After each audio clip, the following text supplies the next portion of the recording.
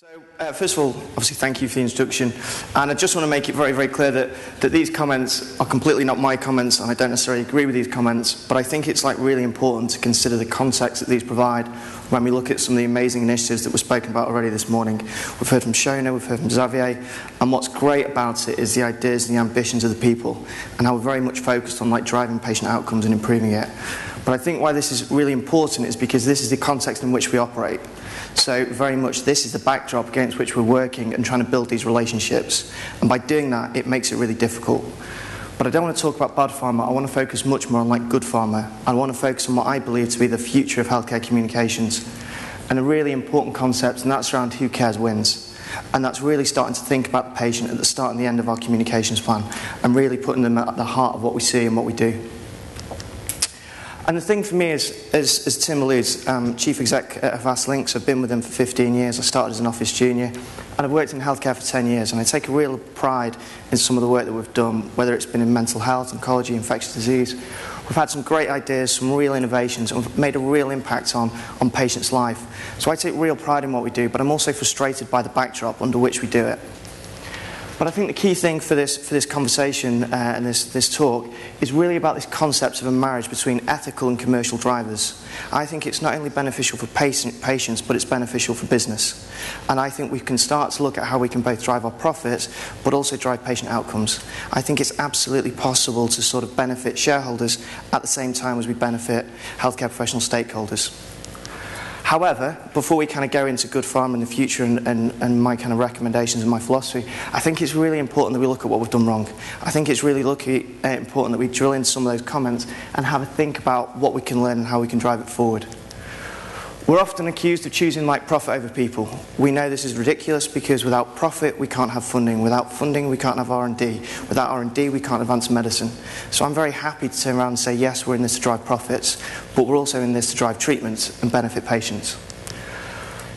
We're also accused of talking about image and choosing image over honesty. Apparently we're more concerned with creating pictures and ads of happy smiley patients than actually helping to create happy smiley patients. And we've seen a lot of presentations over the past couple of days that have been absolutely at odds with that concept. We all know in this room that it's not necessarily about those pictures, but it's about supporting patients, building advocacy, and that would really support our brand. And the last is authority and transparency. Apparently we want to dictate, and again, we've seen some really good examples this morning of how we're trying to engage with healthcare professionals, how we're trying to build trust, and we know that by building trust, we can help drive medicine forward. So for me, how do we overcome some of these negative perceptions? How do we make sure that people don't think we choose profit over people, image over honesty, or authority over transparency? And it comes back to this concept. It comes back to this concept of who cares wins. And it comes back to this idea of absolutely focusing on the patient benefits, and if we do that, we'll be successful as a business. So why has it suddenly started to become relevant? What's the backdrop to this? And I think it's interesting to look a couple of years ago, and there was a huge barrier between individuals and information. People didn't choose their information sources. They were given information. They were very much consumers. They were isolated. Effectively, the company was king. We were the biggest, we were the loudest, we could be the bulliest. We could effectively define our image. The people who manufacture the treatments could also manufacture the image. So how are things now different? And I think the biggest point is that where we used to be these big king companies, we're very much now at the mercy of global communities. And that's been the massive shift. So what does that mean? What it means is that the people who used to be given information now actively can go and choose their information source. So it's no longer enough for us to just publish information. We've got to make sure that people believe it and people trust in it, as Shona spoke about this morning. But not only that, they're no longer an isolated individual. They're part of vibrant and engaged communities. We, about 10 days ago, were at EADV, and one of the things I thought was interesting about this is we were doing a social campaign, and some of the channels that we used were Facebook, as you'd expect, then there was some Twitter, we also were on Reddit, Pinterest, Flickr, and Thunderclap. For me, the most interesting thing about this concept is we didn't choose those channels. Those channels were absolutely chosen by our community. We were no longer driving it forward, we were reacting, and we were acting in a very, very effective way to drive the business forward. A concept that I'd like to take away, and you might have heard of this before, but the 21st century consumer is not that person who accepts being given information. It's that person who is empowered, who chooses the information sources, who reaches their conclusion and takes a platform to share it. The 21st century consumer, in my opinion, is a prosumer. They're informed, they're connected, and they're empowered. And this is the people that we're dealing with, and this is how we need to think differently and drive it forward. We very much used to believe in a policy of building brands on image. And one of the things that, for me, is interesting about this is the concept we used to have brand values. We used to talk about integrity, we talked about pioneering, we talked about experience, and we were referring to brands, colours, tone, content. We absolutely should embody those values in our behaviour. It's not about building an image on brand and on image, it's about doing it on behaviour, which is really key. And I think one of the other important points about this is obviously in the new world, every single action is judged, and it's judged instantly. And one of the companies that suffered from this was BP. So obviously they had the Deep Horizon oil disaster, and it was horrific. But also what was horrific is the way that they responded. And with every single piece of communication, or lack of it, it got worse. There was a guy there called Leroy Stick, just an individual, was really unhappy with what BP were doing, and you had BP. They were very big, he was very small. He set up a Twitter handle at BP Global PR. He very quickly got 200,000 followers, and he was tweeting things like, safety is our primary concern. Well, profits, then safety. Oh, no, profits, image, then safety. But it's right up there. He got that instantly to 200,000 people. That's because BP weren't taking responsibility. They weren't saying what they believed or doing what they believed. So I guess the conclusion to this little section is, money is no longer enough to create an image, to create a brand. Size counts for nothing when you're up against a global community. And legacy, what you did last year or even before, counts for nothing. It's what you're doing today. If we want to earn our customer respect, we've absolutely got to start thinking differently. We need to start focusing on people. We need to start focusing on patients. What we do that's better for patients will absolutely be better for profit. We need to really embody the brand values. We need to be honest, because it will allow us to create the kind of image.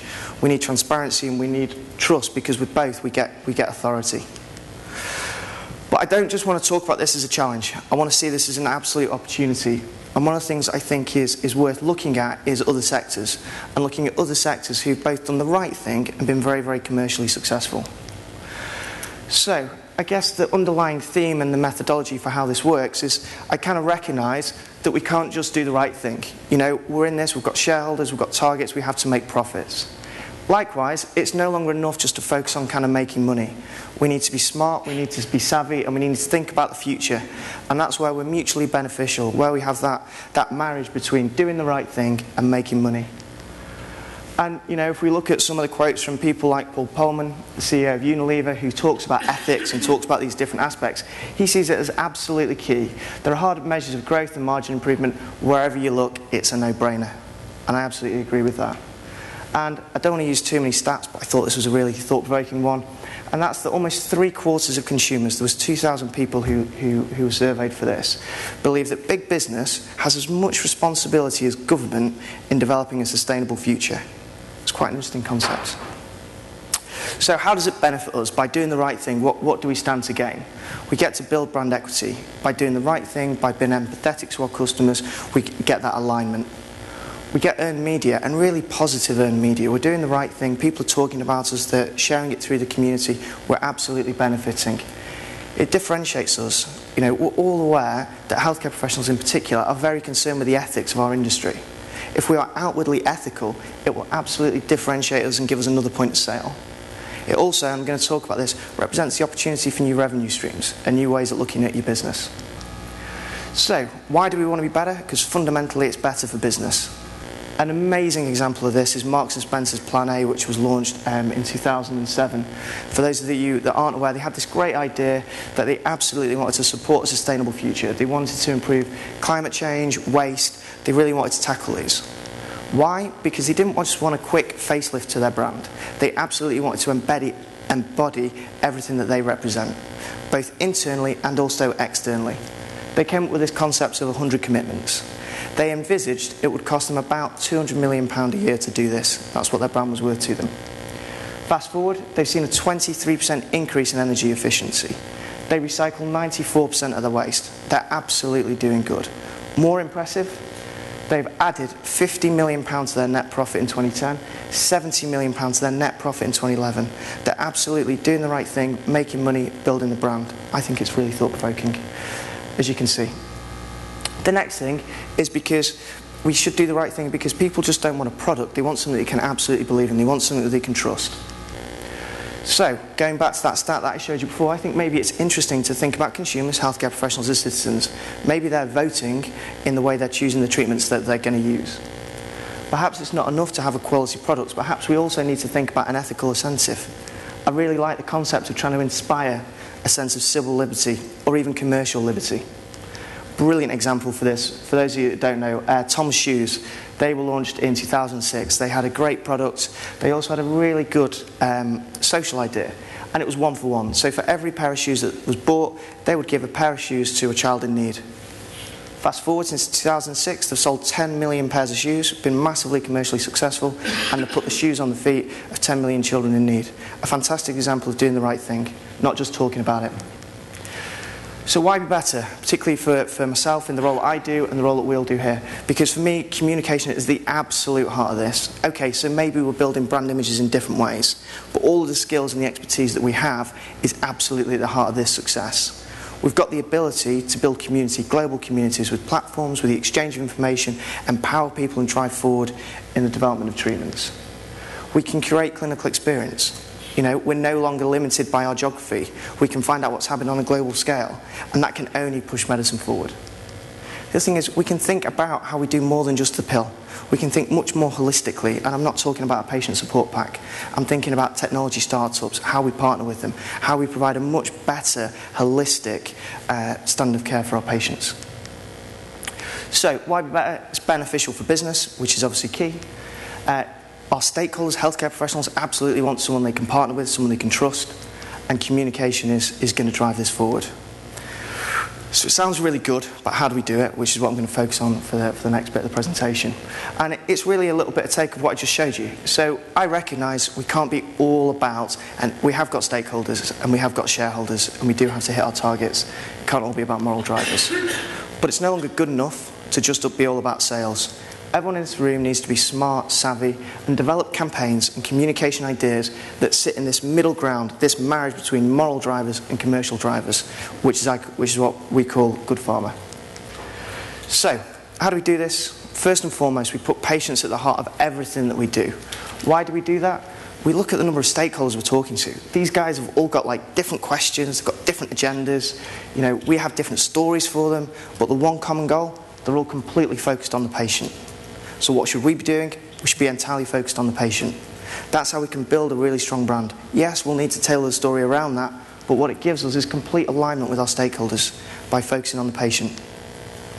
I've got an example of something that we did about 12 months ago, which is a really nice example of putting the patient at the heart of everything. So we're working with Janssen, and we developed a website called, or we relaunched a website, I should say, called Stop Hepatitis C. And at the time, they were creating a fantastic new treatment that was increasing cure rates from 40% to 80%. What we needed to do there was absolutely build awareness about this advancement. How did that help us? Well, it was going to help drive market growth. What was the concept? Make a promise and beat hepatitis C. So at the centre of this campaign was this international global website, and the context was this massive advancement, cure rates from 40% to 80%. Needed to make people aware of that. They actually had a website that was already live. It was launched in 2007, and it talks about disease awareness, and it was pretty successful. It had like 3,000 visitors a month, which isn't too bad. What is horrific is it had a bounce rate of 72%, so pretty much everyone who came left immediately. So what were our objectives? We wanted to educate the patients about the new options available. We wanted to empower them to take an action, and we wanted to support them through the process. And what was great is we had really clear KPIs. We wanted to drive visitor actions, make them not just browse but do. We had to reduce the bounce rate, which was going to be fairly straightforward, and we had to increase site visitors. So how did we do that? We started with the patients. We absolutely got under the skin of the patients. We found out about the different groups. We found out about the triggers. We found out about the frustrations. We found out about the ambitions. We knew everything we wanted to know about that patient. It was who we focused on. We then looked at their journey. And when I say journey, I mean offline journey. We thought about their context, where they go, where they get the information from, some of the challenges we face. And then we thought about how we're going to create an online journey to complement that. How are we going to support the patient? What kind of tools, what kind of content are we going to create? The results, the bounce rate went from 72% to 8%, absolutely massive. The number of visitors went from 3,000 to 5,500. The people that completed an action, 27%. We created a fantastic tool for patients that was very, very beneficial to our business. So, number two, how else can we be better? Let's think about how we can possibly go beyond the pill. So again, interesting campaign. A few people have spoken about this in the past. In terms of schizophrenia, you know, it's an awful condition, and one of the biggest challenges is people maintaining their meds, taking it on a daily basis. Our campaign, our idea, was to think about how we could educate them to remember to take their pills. The benefits, we're going to have informed conversations. The campaign, shaping futures, giving people an ambition, something you could believe in, and allowing them to get there.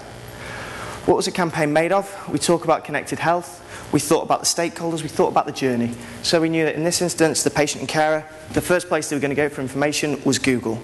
So we did a very, very successful search marketing campaign, got something like 50,000 visitors. But again, we focused on the patient, so we did something even better called seeding. We spent a lot of time and effort, and we identified 300, maybe 400 patient bloggers. We worked with them, we understood their challenges. We looked at our content, we looked at our tone, we looked at our tools, we got their buy-in. What did that allow us to do? It allowed us to work with them and create advocates. When we launched the website, they seeded it, they developed some fantastic, fantastic traffic. We also did some interesting things on YouTube with a viral campaign with Mark, and we watched his life spiral out of control over a day, and it froze, and we allowed the visitors to take control. How is it going to end? In the same way we want them to take control of their life. Moving through, we used social media. So we took Mark and we built a social campaign around him, and we allowed people to think of it as a soap opera and write their own soap. How is it going to end? What was going to be that goal and that ambition? We also, and for those of you that here last year I spoke about gamification, we created something called the Getting Better book. And we allowed them to talk about their ambitions. Maybe it's getting a job, you know, whatever it may be. It's quite a big, lofty ambition. We broke it down into smaller chunks. You know, get a new shirt, have a haircut, write your CV, and we really supported the patients to communicate their goals. Finally, we wanted to make sure that they had these empowered conversations. So we created tools like an adherence diary, a talk to your doctor conversation. Again, we thought about what it is the patient needs.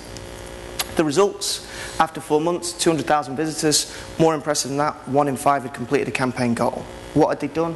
Over 7,000 people had completed an adherence questionnaire. 5,000 people had gone through a decision tree that helped them to talk about their ambitions.